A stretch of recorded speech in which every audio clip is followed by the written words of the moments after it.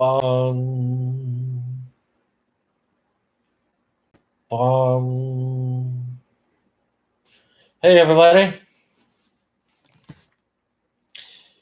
Coming at you live from the beautiful heartland of these good old United States of America, right at the confluence of the majestic Missouri River and the mighty Mississippi rivers. St. Charles, Missouri. This is the Rant. I am your host, Charles Lamson. And I don't know, I'll be with you for the next, hour or so. And tonight is the conclusion of Leading Human Resources. Caller lines wide open. You want to call in, be part of the big show, please feel free. That number is 657-383-1825, 657-383-1825. Give us a call, be a part of the big show. All right. Let's get the shindig started. Planning and implementing change. Mark Twain once said, "The only person who likes change is a baby with a wet diaper." Yuck, yuck. But hey, seriously, folks, like it or not,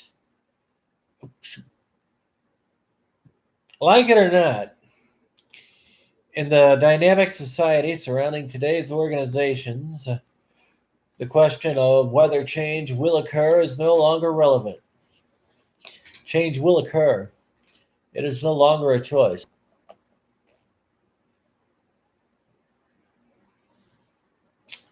Instead, the issue is, how do managers and leaders cope with the inevitable barrage of changes that confront them daily in attempting to keep their organizations viable and current?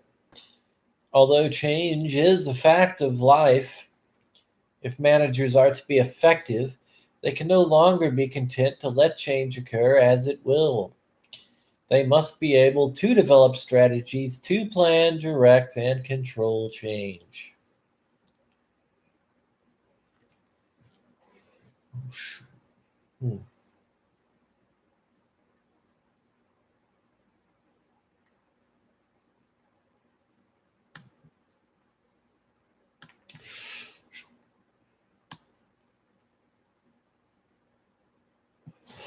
Resistance to change is contradictory to the manager's primary role as a leader. You will recall that in an earlier episode, we defined leadership as influencing the behavior of others, individually and in groups.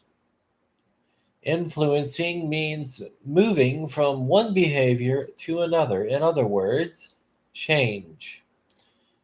American scholar, organizational consultant, and author Warren Bennis defined leadership as the process of creating and implementing a vision. To be a leader, therefore, implies that you must learn to love change because it is intrinsic to the leadership process.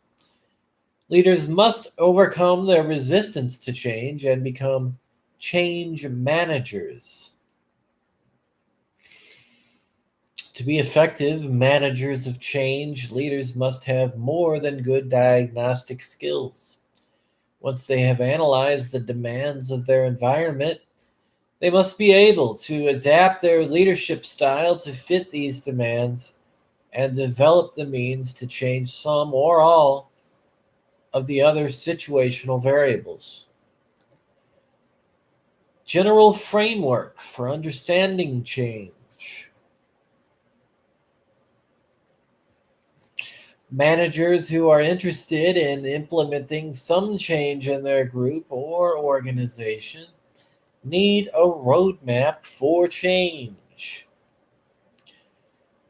The roadmap developed by Beckard and Harris, shown in figure 1, which I'll describe here coming right up, is regarded as being by the way, if you want to, I've got all kinds of cool figures and charts and graphs and exhibits that I created and put on my blog, by the way, which is, I'm taking a lot of this from an analysis I did on a book on performance management. Uh, or no, this is a whole different book altogether. But anyway, yeah. So this, I'll be giving props where props are due here in a minute. But yeah, if you want to go check out that blog, by the way, that is charleslamson.blogspot.com. Charleslamson.blogspot.com. There's all kinds of stuff there. Useful info as far as economics, finance, business administration. You got communications, organizational communications, and marketing, PR, all of that kind of stuff. And it's pretty interesting stuff if you're into that kind of thing. Okay, so anyway, which if you're listening to the show, you probably are into that kind of thing. So hey, all right, moving on. So this roadmap is regarded as being among the best by prominent behavioral scientists such as Edgar Schein, professor emeritus at the Sloan School of Management, MIT. Furthermore, it is strongly supported by research. Let us take a journey using this map to understand the change process. Why change? Well, determining the need for change, determining the degree of choice about whether to change. Okay, all right. Trying to sort of describe this figure. I don't know if it'll translate very well over the radio or not. Let's see. Defining the desired okay. Anyway. All right. Moving on. It's not going to work. Diagnosis. Okay. Well, yeah. Okay. Yeah. Well, sure it will. Why not? Let us take a journey using this map created by Becker and Harris to understand the change process. Diagnosis. Why change? The first, and in some ways the most important stage of any change effort, is diagnosis. The central issue is identifying the need to change. Broadly defined, the skills of diagnosis involve techniques for asking the right questions, sensing the environment of the organization, establishing effective patterns of observation and data collection, and developing ways to process and interpret data. In diagnosing for change, managers should attempt to find out A, what is actually happening now in a particular situation, B, what is likely to be happening in the future if no change effort is made, C, what would people ideally like to be happening in this situation, and D, what are the blocks or restraints stopping movement from the actual to the ideal?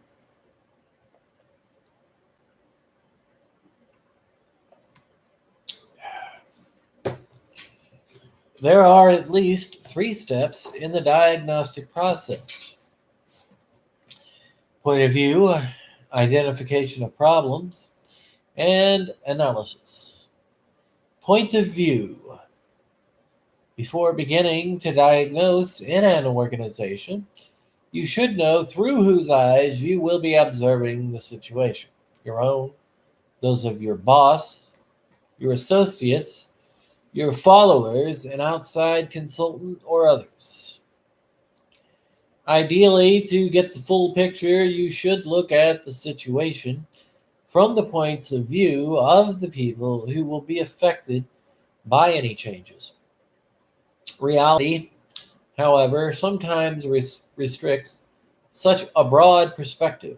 At any rate, You should be clear about your frame of reference from the start.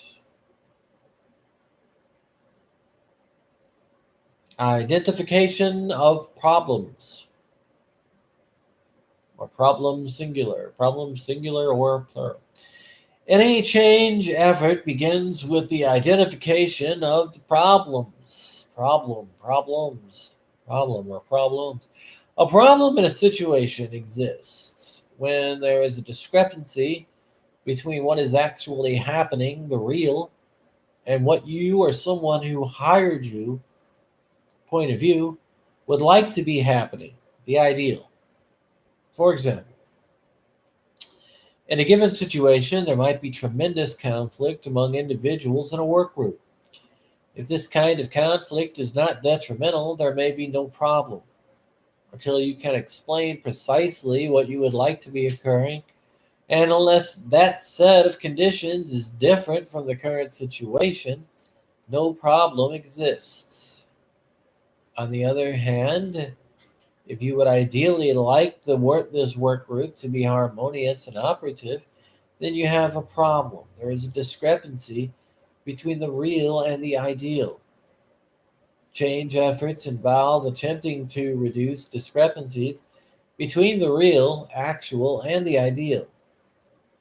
It should be pointed out that change efforts may not always involve attempting to move the real closer to the ideal. Sometimes, after diagnosis, you might realize that your ideal is unrealistic and should be brought more in line with what is actually happening. It is in problem identification that the concepts and theoretical frameworks presented in this analysis begin to come into play. For example, two important potential areas for discrepancy are, in Rensis-Likert term, end result variables and intervening variables. In an examination of end result variables, the question becomes, is the organization, work group, or individual doing an effective job in what it was asked to do? That is, production, sales, teaching the 3 R's, and so on. Are short term goals being accomplished? How does the long term picture look? If performance is not what it should be, there is an obvious discrepancy.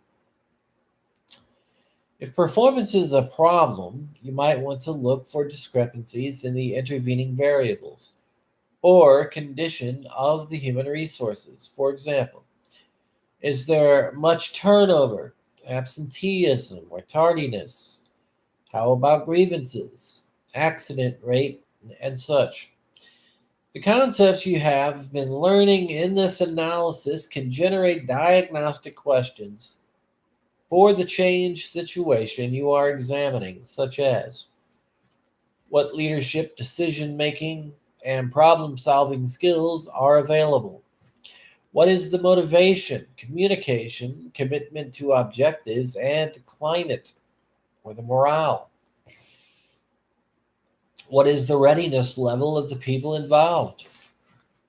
Are they willing and able to take significant responsibility for their own performance? What need level seems to be most important for people right now? What are the hygiene factors and motivators?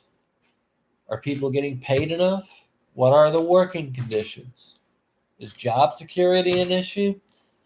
How are interpersonal relations? Do people complain about the manager? Are people able to get recognition for their accomplishments? Is there much challenge in the work? Are there opportunities for growth and development? Are people given much responsibility? Good theory is just organized common sense. Therefore, use the theories and questions presented here to help you sort out what is happening in your situation, what might need to be changed, and the degree of choice about whether to change. Analysis, an outgrowth of problem identification.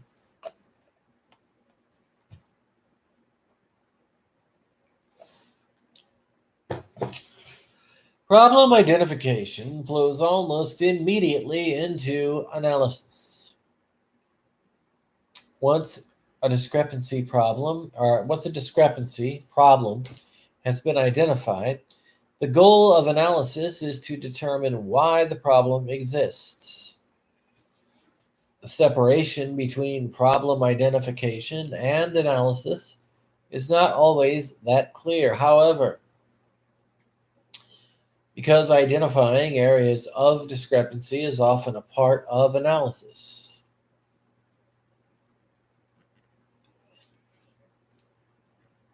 Once a discrepancy has been identified in the end result variables or intervening variables, the most natural strategy is to begin to examine what Likert calls causal variables, the independent variables that can be altered or changed by the organization and its management, such as leadership or management style, organizational structure, and organizational objectives. In other words, can you identify what in the environment might have caused the discrepancy?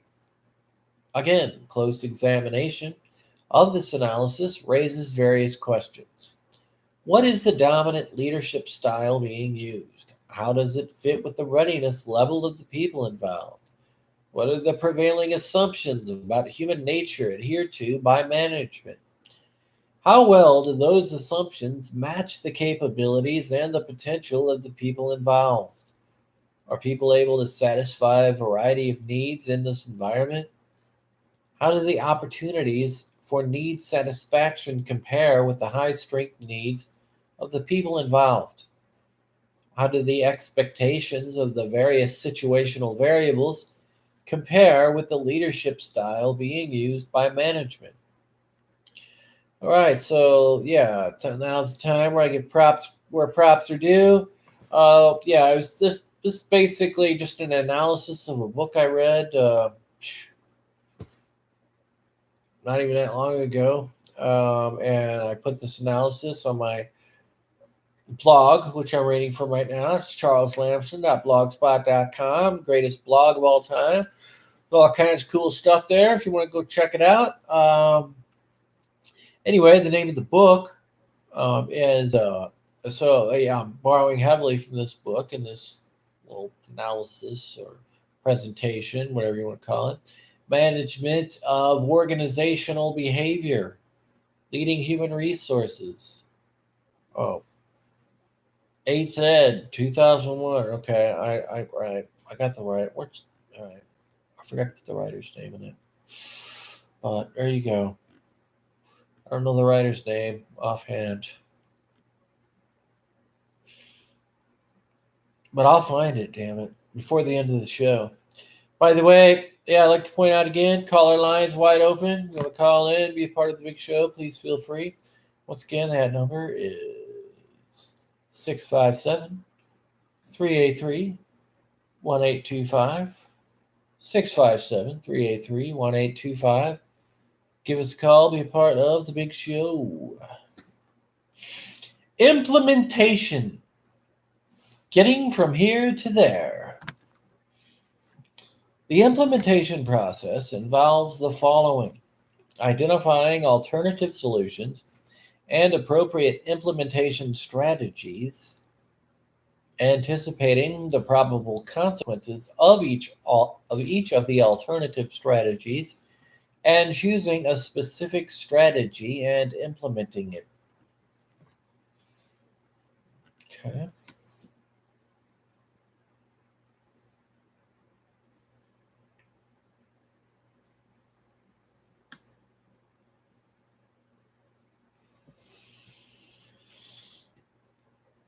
This stage of the change process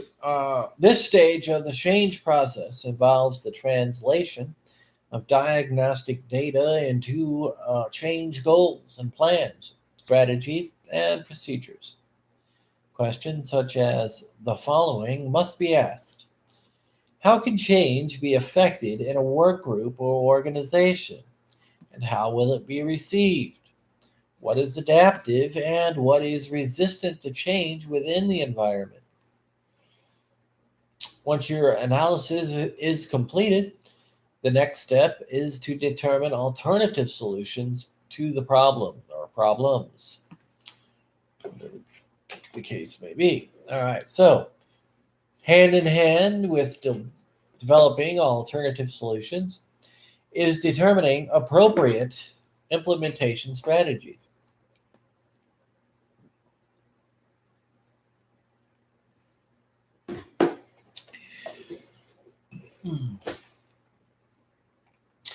Three approaches are helpful in the implementation process: Lewin's change process and force field analysis, and Schein's idea of psychological safety. This section will focus on Lewin's change process. Lewin's change process. In examining change, Kurt Lewin identified three phases of the change process: unfreezing, changing, and refreezing.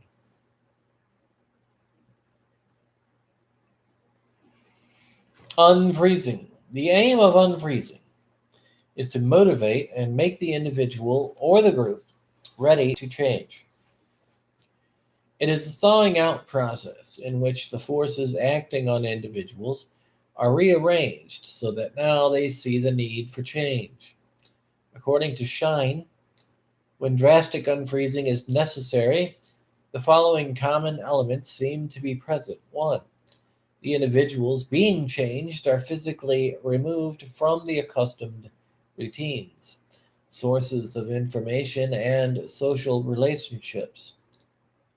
2. All social supports are undermined and destroyed. 3.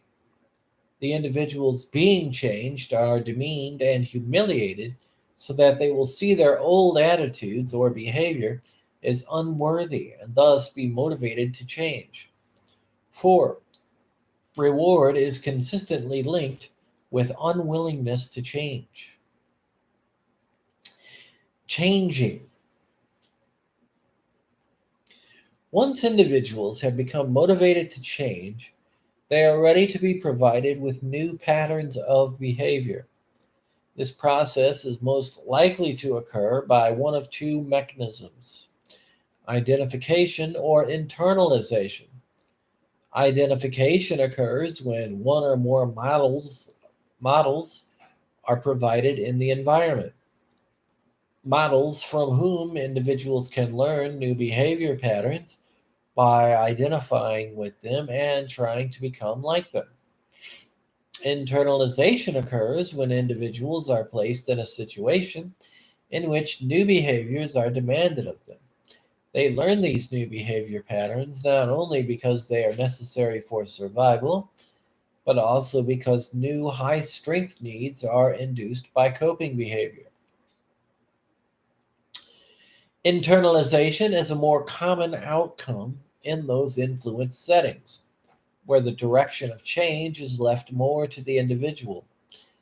The influence that occurs in programs such as Alcoholics Anonymous and psychotherapy or counseling for hospitalized or incarcerated populations, in religious retreats, in human relations training, and in certain kinds of progressive education programs is more likely to occur through internalization, or at least to lead ultimately to more internalization. Identification and internalization are not either or courses of action. Rather, effective change is often the result of combining the two into a strategy for change. Compliance is sometimes discussed as another mechanism for inducing change. It occurs when an individual is forced to change by the direct manipulation of rewards and punishment by someone in a power position. In this case, behavior appears to have changed within the change agent, or change appears to have changed when the change agent is present, but it is often dropped when supervision is removed.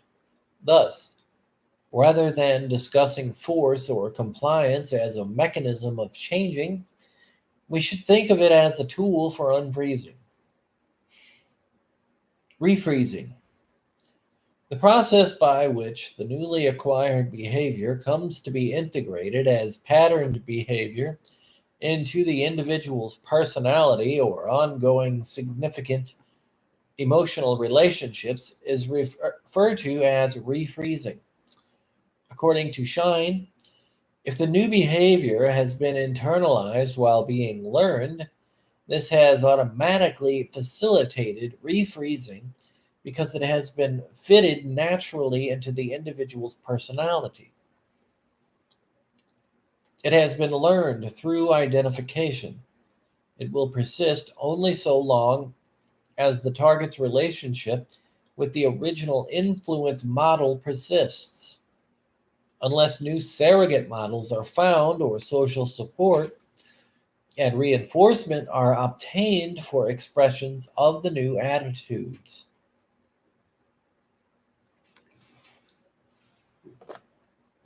Oh.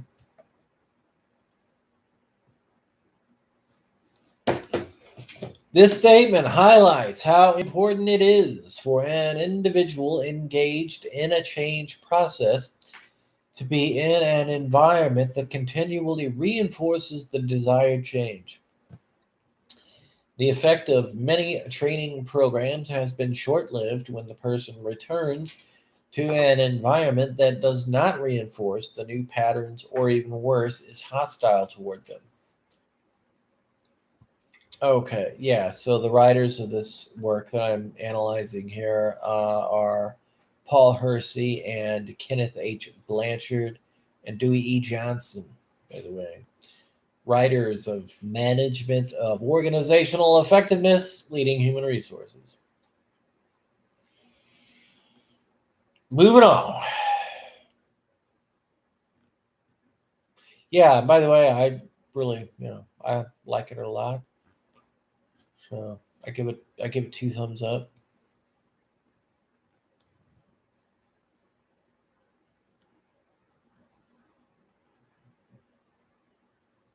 Very informative, very useful info as well.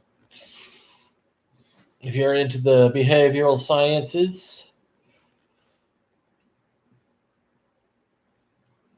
if you're a management type or just a control freak, no, okay, just joking. Control freak jokes are not funny. Okay, anyway. Okay, transformational leadership. Studies of successful and unsuccessful organizational transformation have emphasized the decisive role of leadership in these situations and have given rise to the concept of transformational leadership, which is also termed visionary leadership, strategic leadership, or charismatic leadership.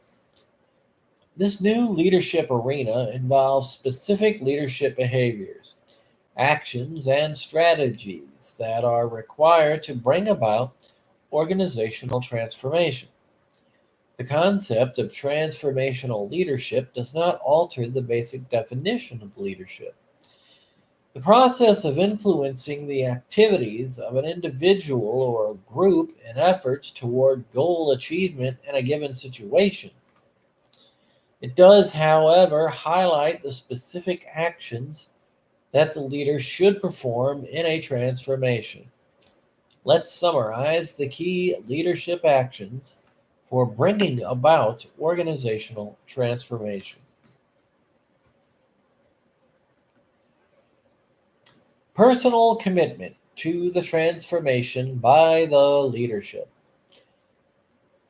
The leadership of the organization must be fully committed to the transformation, and the commitment must be visible to other organizational members and external stakeholders, key players.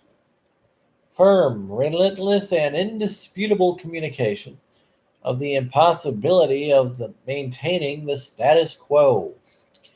The leadership must forcefully communicate the future of the status quo. Thus, this must be done in such a way that a critical mass of members will want to change. The Shine model emphasizes the importance of increasing the anxiety of not changing and decreasing the anxiety of changing. Decreasing the anxiety of changing. This process requires firm statements backed by credible evidence that the status quo is untenable because of circumstances and trends external to the organization, and clear indications that the future of the status quo is final and irreversible. Clear and enthusiastic communication of an inspiring vision of what the organization could become.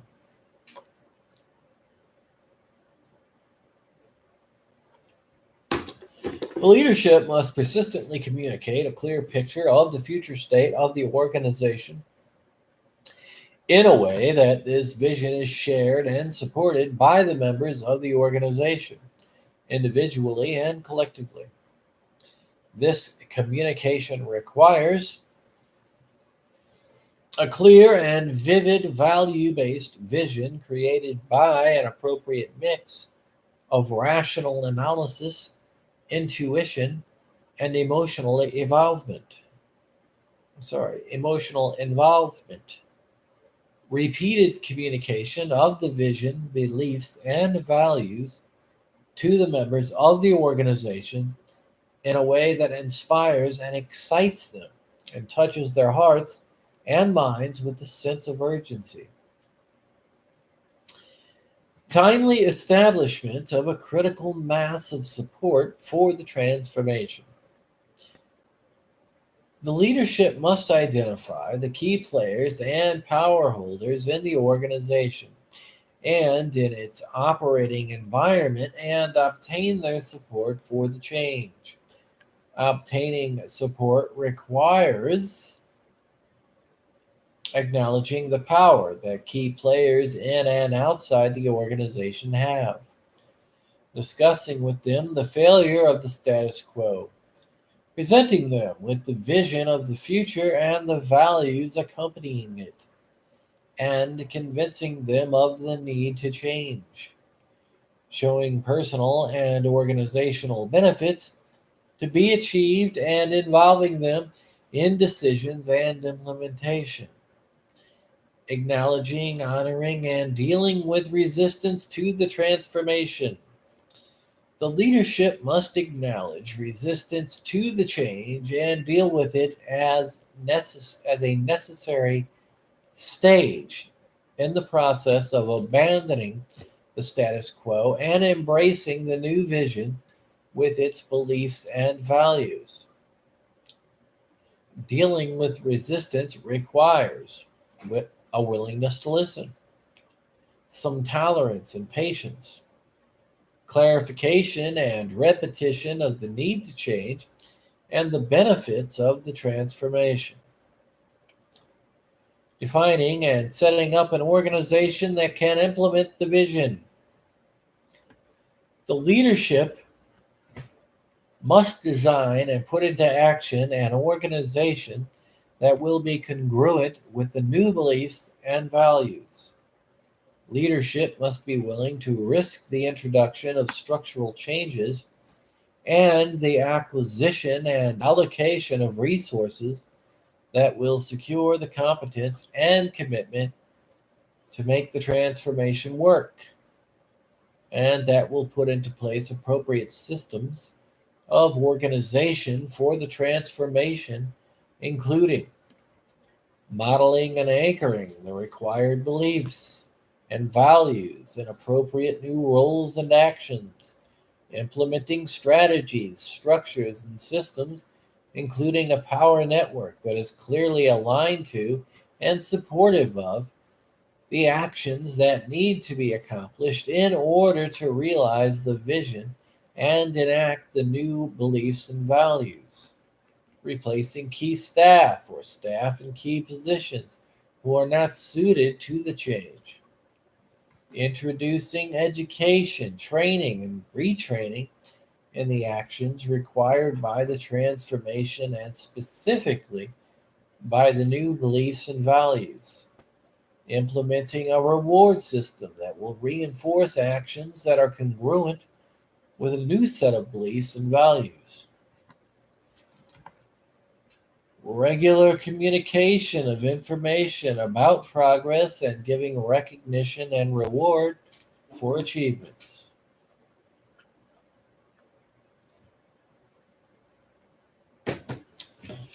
The leadership must communicate to the organization how the transformation is progressing,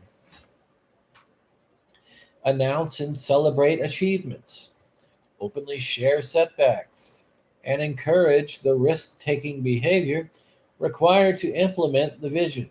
This step requires regular publication of achievements and face to face feedback sessions, emphasizing, recognizing, and consistently rewarding the gains made toward the implementation of the vision, the beliefs, and the values. Transformational leadership thus includes both the dramatic, courageous, and emotionally stirring actions and the mundane, ongoing day-to-day transactions that are integral to life in organizations. Putting all of this together, we define transformational leadership as a deliberate influence process on the part of an individual or group to bring about a discontinuous change in the current state and functioning of an organization as a whole. The change is driven by a vision based on a set of beliefs and values that require the members of the organization to urgently perceive and think differently and to perform new actions and organizational roles. Let's examine this definition in some detail. A deliberate influence process. The leadership is very conscious of what they want to bring about, and they have a specific plan, at least initially, of how they want to bring about the transformation. Their actions are premeditated rather than spontaneous on the part of an individual or group. This phrase specifies that the leadership may be an individual or a group within the organization to bring about a discontinuous change. The term discontinuous is used in deliberate contrast to the term incremental. A transformation is a clear break from the past and the present. The acid test for a discontinuous change is analysis of future critical success factors. If these factors are not qualitatively different from the current critical success factors, the change is probably only incremental. In the current state and functioning, state refers to the performance of the organization, such as the health of the organization. Functioning includes the internal and external interactive patterns as reflected in organizational structures and systems of an organization as a whole. Transformational leadership is pervasive in terms of both the horizontal and vertical dimensions, dimensions of the organization, and it is also systematic in that it sees the organization as a system to be changed. The change is driven by a vision based on a set of beliefs and values. The development and pursuit of a belief and value anchored vision is the distinguishing feature of transformational leadership. The vision, in terms of using a belief and value infused picture of representation of what the organization as an entity could become is also the clearest signal that the change to come is discontinuous. The vision, and particularly the set of underlying beliefs and values, is in effect a control mechanism for ensuring the type of activities required to achieve the future state. That requires the members of the organization to urgently perceive and think differently and to perform new actions and organizational roles. Transformational leadership aims at instilling new behaviors in most members of the organization and, without exception, requires new role sets and role behaviors in the classic interpretation of the concept of role as used in the behavioral sciences. Although we have put the emphasis on new actions as the observable result, we also include in the concept new ways of perceiving and thinking as the precursors toward observable behavior. Transformational leadership is also invariably characterized by an urgency. Time is important, and because a transformation, more often than not, is a response to an organizational crisis, the new actions are urgently required. Okay, moving on from town to town, like a drifter.